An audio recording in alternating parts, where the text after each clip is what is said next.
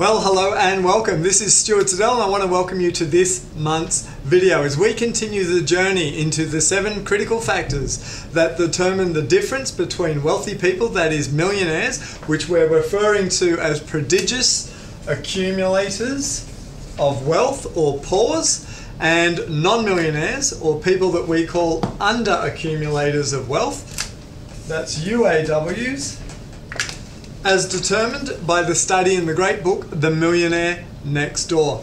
So firstly, I want to thank everyone that's been watching the videos and talking to me in person as I travel around the country, and those that have been contributing to the conversation, be it either on Facebook or on the blog itself, and thanks for your participation there. This is actually video number 4 in an 8-part series, and I want to stress again that I highly recommend that you watch all of the videos in sequence because each one builds upon the next one. Now, last time, if you'll recall, we discussed that one of the key differences in the third video, that was the second factor, was that it's how you are spending your time that determines the results that you get. And we discovered, in fact, that prodigious accumulators of wealth spent on average 83% more time each month managing, updating, and planning their financial independence. Now, that's almost double what the under accumulators of wealth spent. Now, that in itself is a massive figure, but compound that almost double the amount of time spent each and every month over a lifetime, and I think you'll understand we have massive differences in the wealthy and the non-wealthy, or the poor in society. It's not that one was lucky, it's that they've got different habits, and over time those habits are magnified. We also investigated and learned it's not how much money you make, it's what you do with it that counts. So feel free to check out those videos. Today we're going to get to factor number 3, which I love, and that is simply stated this way: financial independence is more important to them than displaying high social status. And the whole chapter kicks off and talks a lot about cars. Now, cars is certainly something that people display high social status with. And I'm not going to go into all of it because the chapter's quite lengthy on that, and you may want to get the book yourself and check it out. But just understand that a car is probably the single greatest wealth destroyer on the planet. Certainly behind the family home, and unless you're into investment properties, it will probably be the second largest investment most people in Western societies will ever make. But it's also one of the well, it is, in my opinion, the single greatest wealth destroyer as well. Think about it. A brand new car drops in value 20 to 40% immediately. You drive it off the showroom. It's usually a non-tax deductible debt. The car is worth a lot less each year that goes on, and it's got significant running costs as well. Simply look at your latest registration and you'll think, holy smokes, it costs so much just to get a car and keep a car on the road. That's aside from the fuel that's running the vehicle. Now, the book goes into how prodigious accumulators of wealth buy their cars. I won't go into it in detail, as I said right now, but in general, they're buying stock standard everyday cars, things like Fords and Holdens, normal everyday mass-produced cars. The study is predominantly US based, but of course that might be Toyotas and Hyundais or something out here as well. But they're not wasting their money displaying high social status with luxury European brands and the like of that. Now, admittedly, some do, a small percentage do, and all that sort of stuff, but in general, that's where it gets to. Now, in general, the prodigious accumulators of wealth end up tending to be usually small business owners, and have been for many years, often decades. Normal, everyday, boring businesses that you would just see in the local suburbs where you live. These people are often prodigious accumulators of wealth. Now, they are highly efficient in how they run their businesses and their lifestyle, and they are almost allergic to displaying high social status. Now, with the efficiency with which they run their business and their household, with their solid incomes from businesses that are stock standard, been producing incomes for decades, what that often means is they end up with excess surplus cash flow, and lots of it.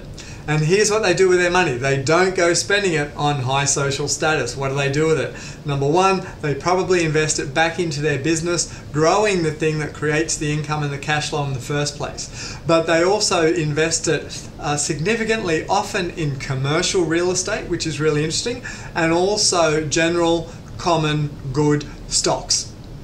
Things like big building companies and banks, and just good everyday solid stocks that produce goods and services for the people of the world. And over time, these people actually become what we call super prodigious accumulators of wealth, and often they have 10 times the wealth ultimately of the average and everyday normal poor prodigious accumulator of wealth. Now, there was an interesting thing in the book that it had. Actually, I want to give you a story before I do. I want to give you two stories.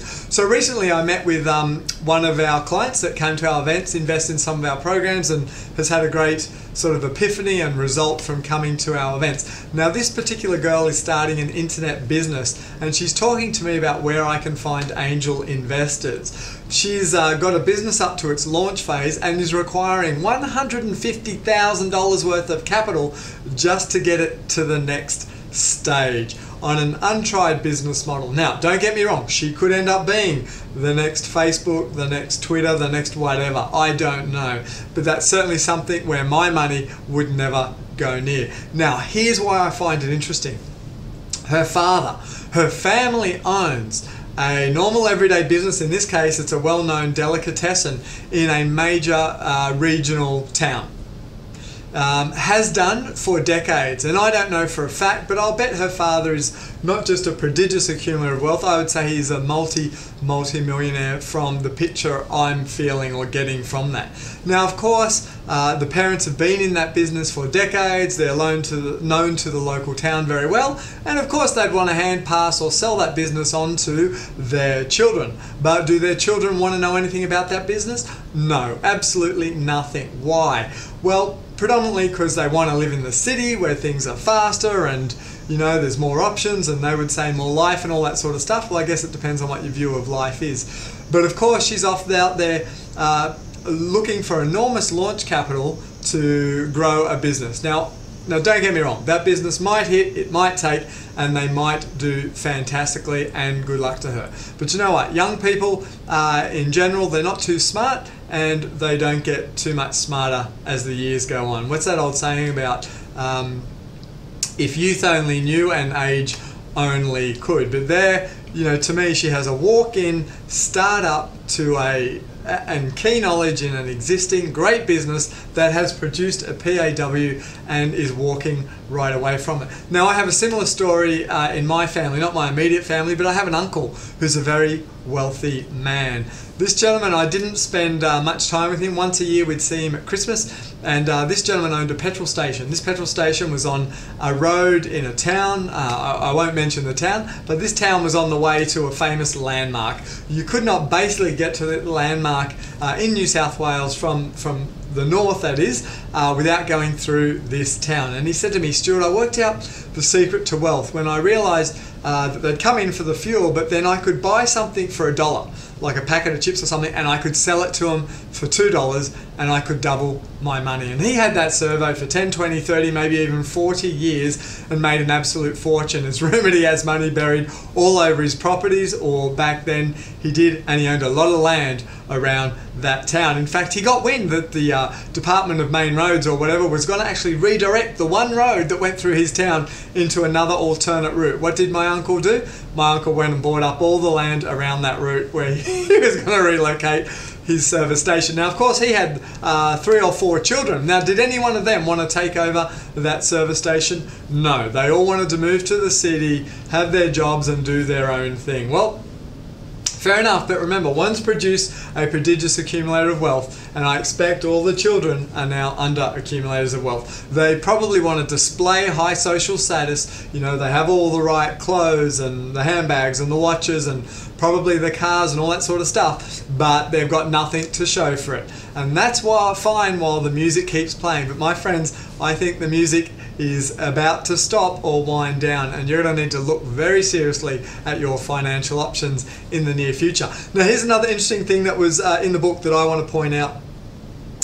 here. Well, actually, I'll give you a side point. They talk about one of the super accumulators of wealth in there, and this gentleman had supported and saved a lot of other businesses. He was a mentor to many other entrepreneurs and business owners in the community, and he would never lend money to people that had the big hat, no cattle syndrome.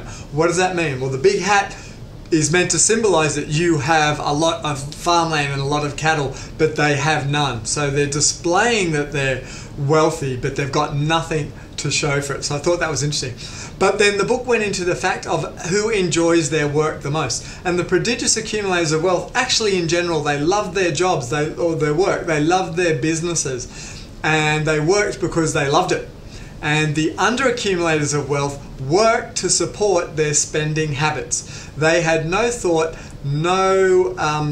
a plan for being financially independent. In fact, the prodigious accumulator of wealth works or runs a business to establish financial independence. The under-accumulator of wealth often has high-paying jobs, but they work for money to support their high social status. Now, look, once you get the nice car, then you've got to live in the right suburb and more expensive housing. You've got to wear the right clothes, buy all the right watches and shoes and clothes and handbags and all the other stuff to keep up the facade that everyone thinks you're super successful. Know anyone like that? I bet you do. So, prodigious accumulators of wealth want nothing to do with displaying high social status in general moving forward. And you know what? Look, once you've achieved 10 or 20 million bucks, maybe you can splurge a little and do what you want and buy some nice things or whatever it is that you think. But generally, these people don't want a bar of it. So you know what? You've got to decide. You really have to decide. Do you want to look rich or do you want to be rich? Life's already full of enough burdens as it is. Why do you want to add all these payments and maintenance and stuff to your life and add a whole bunch of extras? You're going to have to decide that as well. So this is Stuart, to your success.